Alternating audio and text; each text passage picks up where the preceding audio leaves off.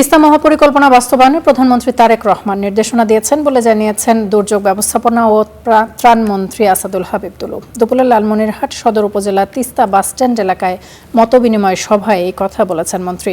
তিনি বলেছেন, নতুন বাংলাদেশে সবাই একসঙ্গে মিলেমিশে কাজ করবে। মানুষকে কাজে নিজেকে নিয়োজিত রাখার অঙ্গীকার করেন ত্রাণমন্ত্রী। তিনি বলেছেন, সরকার গঠনের প্রথম দিন থেকে সংশ্লিষ্ট মন্ত্রীর সঙ্গে তিস্তা মহাপরিকল্পনা বাস্তবায়ন নিয়ে আলোচনা চলছে।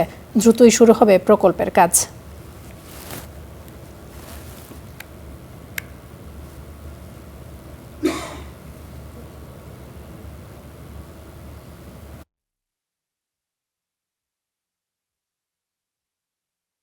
এখন অনেক দায়িত্ব আমাদের ঘাড়ে।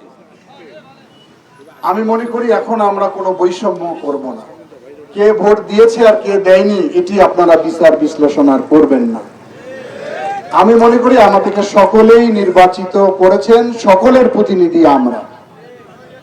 এই আমিত্ব যেন আমাদের ভিতরে তৈরি না হয়। আমরা সবসময় আমরা করব, আমরা সবাই মিলে করব।